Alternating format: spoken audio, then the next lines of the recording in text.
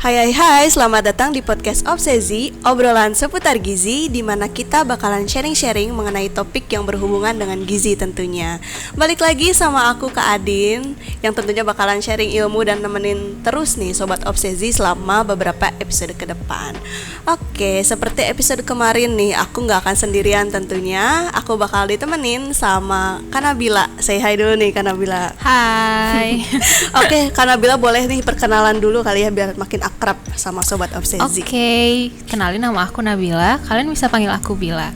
Aku di sini ikut nemenin Kak Adin nih buat ngobrol-ngobrol sama Sobat Obsesi tentang ilmu gizi gitu. Oke, karena udah ada Kak Bila dia di sini ya yang bakal nemenin aku. Di episode kedua kali ini kita akan ngebahas nih topik yang gak kalah menarik tentunya, yaitu tentang 10 pesan gizi seimbang. Kemarin kita udah bahas nih ya mengenai masalah gizi pada remaja dan prinsip 4 pilar gizi seimbang gitu ya. Nah Sobat Obsesi, tahu gak sih selain prinsip 4 pilar gizi seimbang yang kemarin tuh, terdapat juga 10 pesan gizi seimbang yang berlaku secara umum untuk berbagai lapisan masyarakat dalam kondisi sehat dan bertujuan untuk mempertahankan hidup sehat tentunya. Oke deh ya, langsung aja kali kita bahas ya satu persatu. Apa aja sih isi dari 10 pesan gizi seimbang itu? Oke, untuk poin pertama yaitu mensyukuri dan menikmati setiap makanan yang dikonsumsi gitu ya. Nah, rasa bersyukur ini dapat diwujudkan dengan cara berdoa sebelum makan. Nah, dengan bersyukur itu kita menikmati aneka ragaman pangan akan mendukung cara makan yang baik dan tidak tergesa-gesa nih Sobat Obsesi. Jadi makanannya bisa dikunyah, dicerna dan diserap oleh tubuh lebih baik lagi gitu ya. Nah, jadi kuncinya apa Kak Bila? Kuncinya adalah syukuri dan nikmati nih ya. Selain itu juga manfaat gizi suatu makanan ini dipengaruhi oleh jenis pangan yang dikonsumsi loh Sobat Obsesi. Semakin beragam jenis pangan yang dikonsumsi, maka semakin mudah juga tubuh untuk memperoleh berbagai kebutuhan zat gizi lainnya yang tentunya bermanfaat bagi kesehatan. Konsumsi aneka ragam pangan ini juga merupakan salah satu anjuran penting untuk mewujudkan gizi seimbang. Oke, mungkin Sobat Obsesi di sini pasti bertanya-tanya nih ya, gimana sih anjuran makan yang harus dikonsumsi gitu. Jadi untuk konsumsi yang dianjurkan itu mengkonsumsi 5 kelompok pangan setiap harinya atau setiap kali makan nih. Kelompok pangannya itu terdiri dari makanan pokok, lauk pauk, sayuran dan buah-buahan serta minuman. Nah, akan lebih baik lagi nih ya jika kita konsumsi lebih dari satu jenis untuk setiap kelompok makanan setiap kali makan. Nah, oh iya nih ya Sobat Obsesi dan Kabila juga ya. Nah, selain memperhatikan keanekaragaman pangan ini, kita juga nih perlu memperhatikan dari segi keamanannya. Nah, berarti makanan dan minuman ini harus bebas nih dari kuman penyakit atau bahan berbahaya gitu ya. Setuju banget nih sama Kak Adin. Kalau kita udah konsumsi beraneka ragam pangan tapi dari cara mengolahnya, cara kita mengonsumsinya kita nggak ngejaga keamanan dan kebersihannya, sama aja kita mengundang penyakit untuk tubuh kita. Oke, jadi sia-sia aja kali ya kalau misalkan udah bagus nih makanannya, udah beragam tapi Betul. kotor gitu ya. Benar banget. Oke, selanjutnya nih Kak, pesan kedua apa tuh? Oke, selanjutnya kita ke pesan kedua, yaitu banyak makan sayuran dan cukup buah-buahan. Seperti yang kita tahu ya, sayuran dan buah-buahan ini kan merupakan sumber vitamin, mineral, dan serat pangan. Sebagian vitamin dan mineral yang terkandung dalam sayuran serta buah-buahan ini berfungsi sebagai antioksidan atau penangkal radikal bebas yang memicu terjadinya penyakit kanker. Berbeda dengan sayuran, buah-buahan juga dia bisa menyediakan karbohidrat loh, terutama berupa fruktosa dan glukosa. Oke, nih dari berbagai kajian juga ya, nih konsumsi sayuran dan buah-buahan yang cukup juga dapat menjaga tekanan darah, nah kadar gula dan kolesterol darah dalam batas normal nih. Selain itu juga untuk konsumsi sayur dan buah yang cukup itu dapat menurunkan risiko sulit buang air besar BAB atau sembelit lah ya. Nah serta kegemukan juga nih Sobat Obsesi. Nah jadi untuk Sobat Obsesi yang ngerasa kalau BAB-nya kurang lancar, nah boleh nih diperbanyak nih konsumsi sayur dan buahnya ya. Benar banget ya, dari penjelasan Kak Adin tadi menunjukkan bahwa konsumsi sayuran dan buah-buahan ini turut berperan penting dalam pencegahan berbagai penyakit loh Sobat Obsesi. Kita juga harus ingat kalau misalnya konsumsi sayuran dan buah-buahan ini Konsumsi buah-buahan dan sayuran yang cukup ini merupakan salah satu indikator penting dalam prinsip gizi seimbang. Prinsip gizi seimbang. Oke. Oh nih Kabila dan sobat obsesi lainnya ya. Badan Kesehatan Dunia atau WHO secara umum nih menganjurkan konsumsi sayur dan buah-buahan untuk hidup sehat itu sejumlah 400 gram ya per orang per harinya. Nah, itu terdiri dari 250 gram sayur atau bisa setara dengan 2,5 porsi atau 2,5 gelas sayur nih udah dimasak dan ditiriskan ya sobat obsesi, dan 150 gram buah nih atau setara dengan bisa kita konsumsi 3 buah pisang Ambon ya ukuran sedang atau 1,5 potong pepaya ukuran sedang juga, atau bisa konsumsi 3 buah jeruk untuk sekali makannya ukuran sedang ya gitu. Bisa langsung dicoba nggak sih ya nih sama sobat obsesi Bisa di rumah? banget. Karena ini buah-buahannya juga banyak gitu ya, bukan Iya. buah musiman gitu ya, di pasar, di supermarket tuh banyak gitu ya. Banyak, bisa disesuaikan lah dengan selera Betul. sobat obsesi gitu ya. Nah, sekarang Oke. pesan ketiga ada apa lagi nih Kak Adin? Oke, untuk pesan ketiga ini yaitu biasakan mengkonsumsi lauk pauk yang mengandung protein tinggi nih. Nah, kalau Kabila sendiri nih biasa makan lauk pakai apa nih? Makan nasi pakai lauk apa? Aku sih biasanya paling suka pakai lauknya ayam goreng ya, Oh, ayam atau tahu goreng. goreng sih ya Kak Adin. Tahu goreng, oke, tahu goreng. Nah, lauk pauk ini tuh biasa kita makan sebagai pelengkap nasi ya kan. Betul. Biasanya kayak kalau makan nasi nggak lengkap kalau nggak pakai lauk pauk gitu ya. Benar banget, Nah, benar banget. atau sumber karbohidrat utama yang kita makan mungkin ya. Nah, mungkin udah banyak yang tahu juga kalau lauk pauk ini kan terdiri dari sumber protein hewani dan nabati gitu ya. Nah, tapi nih ya sobat obsesi, tahu nggak sih meskipun sama-sama menyediakan sumber protein, kedua sumber protein itu tuh memiliki keunggulannya masing-masing dan kekurangannya juga nih. Pangan hewani itu punya asam amino yang lebih lengkap daripada si nabati ini nih, dan mempunyai mutu zat gizi yaitu protein, kemudian vitamin dan mineral lebih baik. Nah, namun si pangan hewani ini punya kadar kolesterol yang tinggi gitu ya, kecuali ikan ya, dan lemak terutama lemak jenuh gitu. Oke. Nah, kalau pangan protein nabati sendiri mengandung proporsi lemak tidak jenuh yang lebih banyak dibanding pangan hewani. Pangan nabati juga dia mengandung isoflavon yang berfungsi mirip hormon estrogen atau hormon kewanitaan dan antioksidan serta anti kolesterol. Namun, kualitas protein dan mineral pada protein nabati lebih rendah dibanding protein hewani gitu. Oke, nah dari penjelasan tadi ya dapat disimpulkan nih, dalam mewujudkan gizi seimbang itu kedua kelompok pangan ini perlu loh dikonsumsi bersama kelompok pangan lain setiap harinya gitu, agar jumlah dan kualitas gizi yang dikonsumsi lebih baik dan sempurna ya tentunya Kabila. Betul banget Kak Adin. Untuk kebutuhan pangan hewani itu sendiri sekitar 2-4 porsi atau setara dengan 70-140 gram, yaitu sekitar 2-4 potong daging sapi ukuran sedang, atau 80-160 gram, yaitu sekitar 2-4 potong daging ayam ukuran sedang, atau 2-4 potong ikan ukuran sedang. Tapi tentunya konsumsi sumber protein ini juga tergantung kelompok umur dan kondisi fisiologis, yaitu kondisi hamil, menyusui, lansia, anak-anak, remaja, atau dewasa gitu Kak Adin. Oke, Panduannya. selanjutnya nih Kak, pesan keempat. Oke, pesan keempat ya, itu adalah biasakan mengonsumsi aneka ragam makanan pokok. Makanan pokok ini merupakan pangan yang porsinya paling besar dalam susunan hidangan.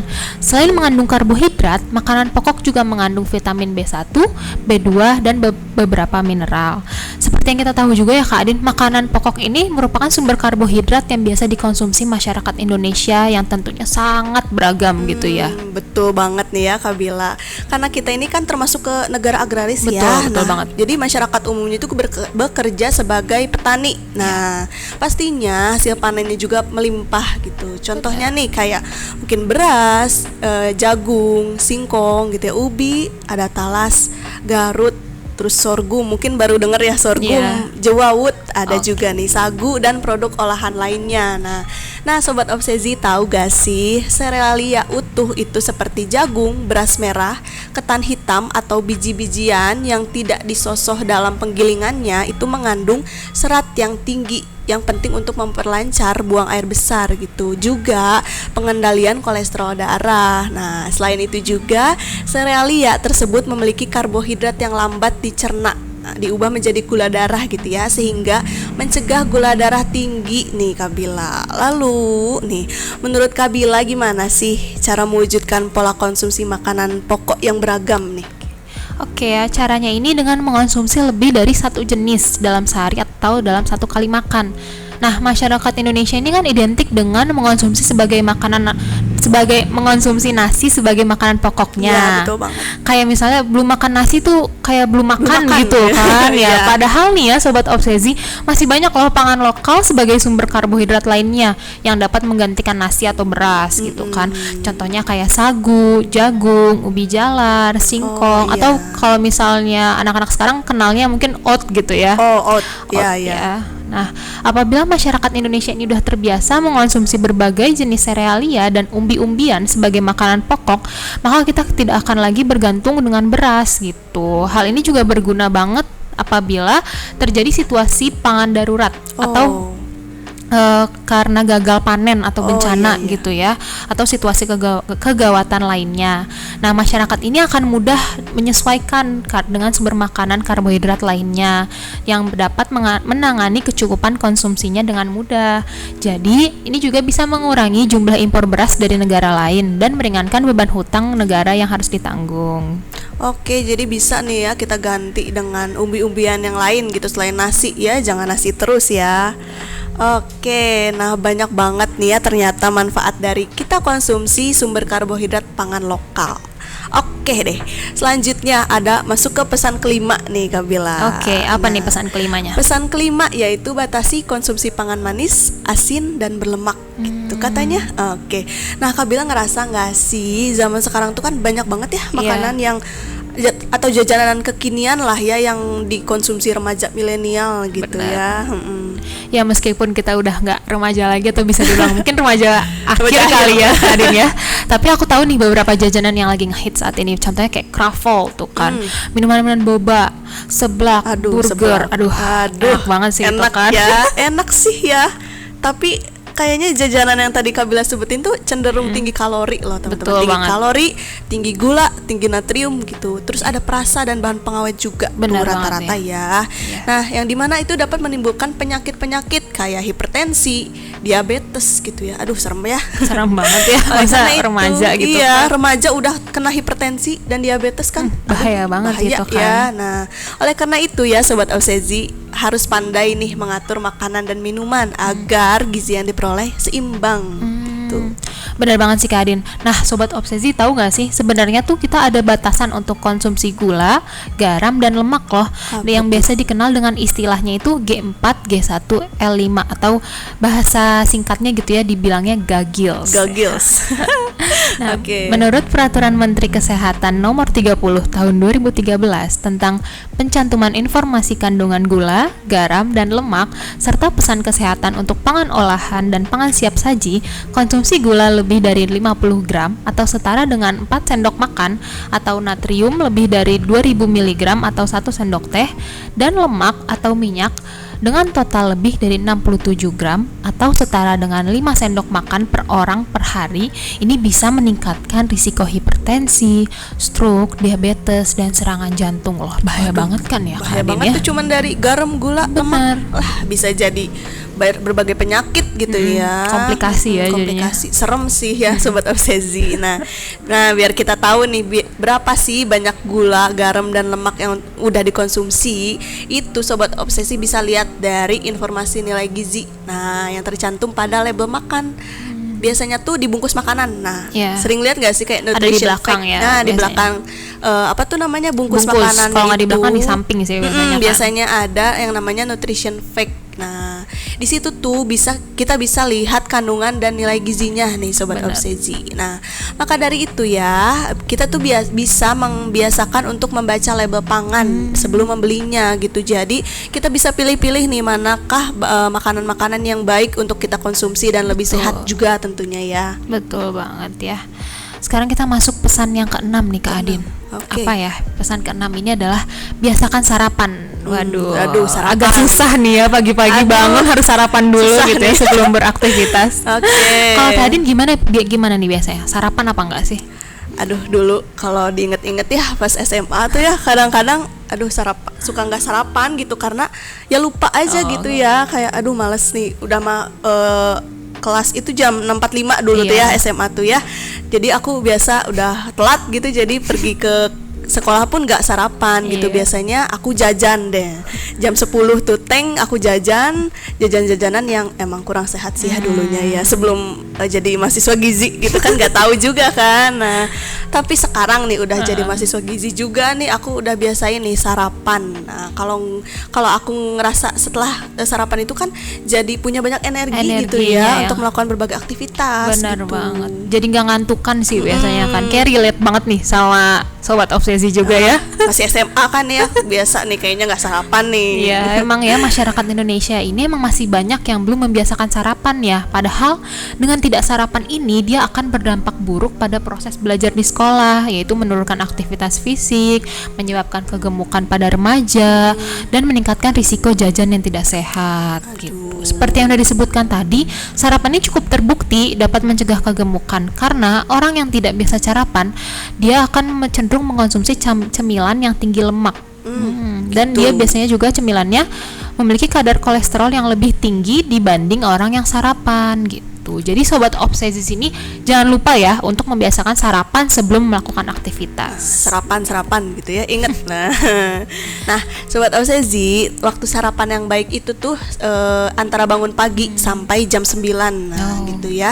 Berdasarkan AKG nih ya, angka kecukupan gizi, itu rata-rata kebutuhan energi kan untuk remaja putri nih ya sekitar 2100 kalori per hari ya. Nah, sarapan ini dapat memenuhi sebagian kebutuhan gizi harian tersebut. Nah, dengan proporsi kalori itu 15 sampai 30% nih dari kebutuhan gizi gitu, Kabila. Gitu ya. Terus gimana sih sarapan yang baik itu gitu ya? Pasti bertanya-tanya nih ya sobat obsesi. Nah, sarapan yang baik itu terdiri dari pangan karbohidrat, lauk pauk, ada sayur, buah dan minuman. Artinya gizi seimbang lah ya. Gitu. Nah, bagi orang-orang nih yang nggak suka ngemil pagi atau ngemil siang, untuk proporsi makan sarapannya itu sepertiga dari total makan sehari. Nah, kalau misalkan orang-orang yang biasa udah ngemil pagi dan siang, untuk proporsi makan sarapannya itu sekitar 1/4 dari makan harian gitu. Oh, gitu ya.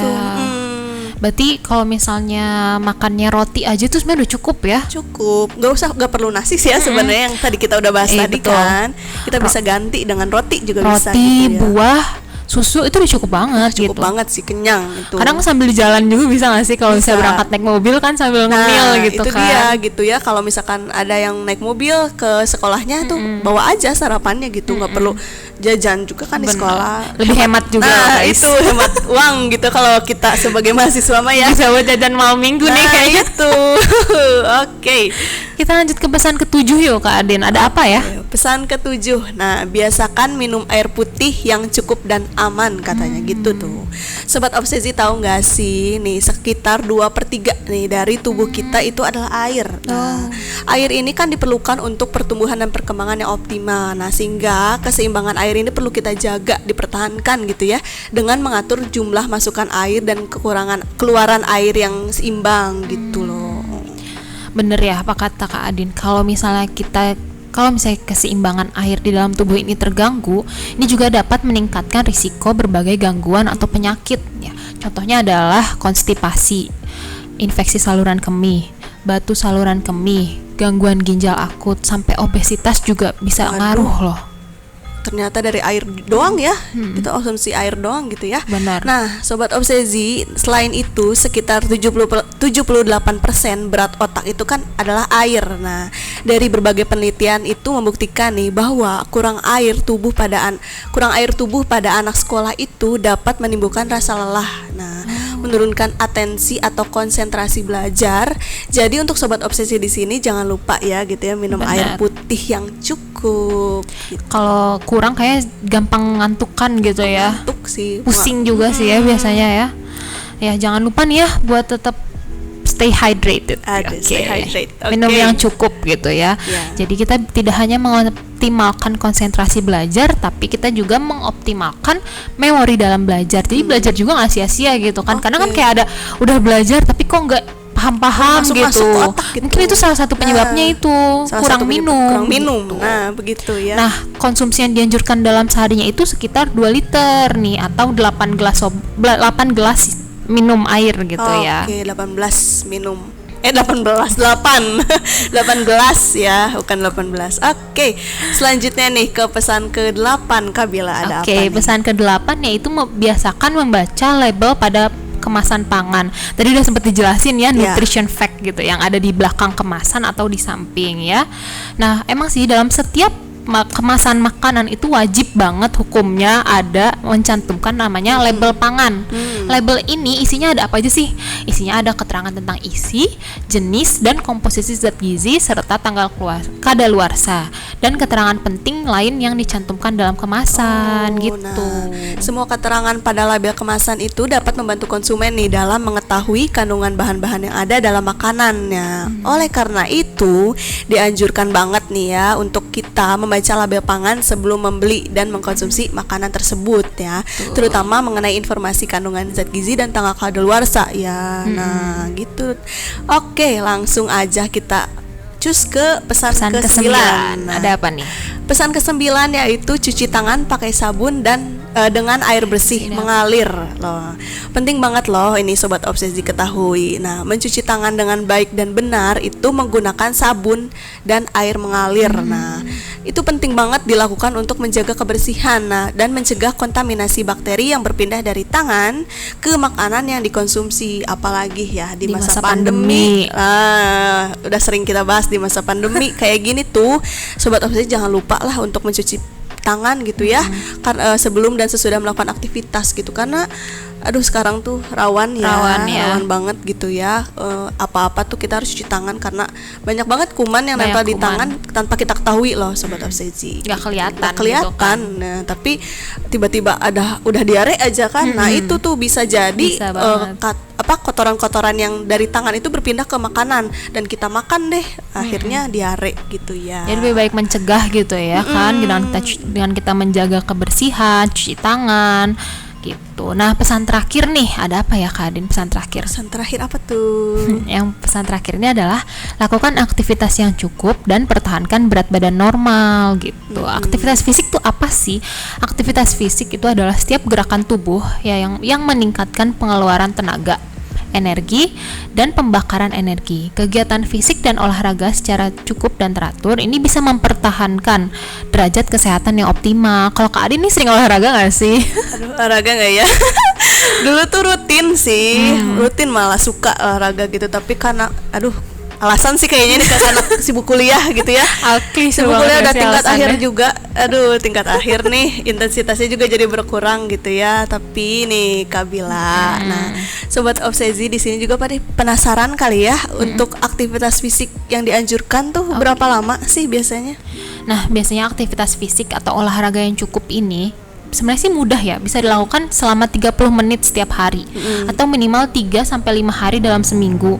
Beberapa aktivitas fisik yang sobat obsesi bisa dilakukan itu adalah contohnya kayak berjalan kaki, berkebun, menyapu, mencuci, mengepel, naik turun tangga dan lain-lain gitu. Ya, atau sobat obsesi juga bisa loh melakukan latihan fisik kayak lari, jogging, main bola, berenang, bersepeda. Sepeda apalagi tuh kan lagi musim banget kan. Zumba juga kayak gampang gak sih di YouTube? Banyak Zumba, yoga ya kan, itu banyak sih di YouTube, aerobik juga, terus lagu-lagunya juga kayak asik gitu kan ya. Kita bisa double nih, olahraga sambil dengerin lagu. Bener gitu ya, banget. jadi nggak bosen. Nah, oke, nih dari dari sumber yang aku baca juga nih ya Kabila. Nah, rutin melakukan aktivitas fisik tuh manfaatnya banyak banget loh buat tubuh gitu ya, seperti meningkatkan keseimbangan, meningkatkan kerja otot jantung paru, meningkatkan metabolisme tubuh, mengendalikan stres, mengendalikan berat badan ideal, dan masih banyak lagi tentunya ya. Nah, selain itu nih sobat obsesi, penerapan pola makan yang sehat disertai aktivitas fisik yang cukup akan membantu dalam mengontrol berat badan nih. Banyak banget ya manfaatnya. Banyak banget tentunya ya, karena sederhana banget, kita cuman makan seimbang terus olahraga yang cukup, kita bisa mengontrol berat badan, apalagi remaja-remaja putri saat ini gitu ya, concern banget sama yang namanya berat badan. Betul banget, gitu body ya. goals nih ya. Tuh aduh pengen banget tuh punya body goals katanya gitu ya. Jadi ini tuh kuncinya gitu, makan bener. gizi seimbang dan aktivitas fisik yang Mudah cukup banget mudah sih gitu. sebenarnya. Bisa dilakuin Bisa dalam dilakukan setiap hari gitu. cuman niatnya itu loh ya, Bener. ditanamkan di diri sobat obsesi. Kalau udah niat jangan lupa dilakuin Nah gitu. itu jangan niat doang tapi nggak Wacana nanti dilakuin, jadinya. wacana jadinya ya. Oke, kebetulan sekali ini sudah Aduh. akhir. Udah nggak kerasa, sering banyak sharing banyak banget ilmu ya hari ini Bener. ya. Semoga ilmunya bermanfaat nih buat sobat obsesi. Amin. Gitu ya. Oke. Oke, sampai juga di episode kedua kali ini di akhir acara nih ya. Semoga kegiatan sharing-sharing ini dapat bermanfaat dan menambah pengetahuan sobat obsesi di sini. Aduh. Ya.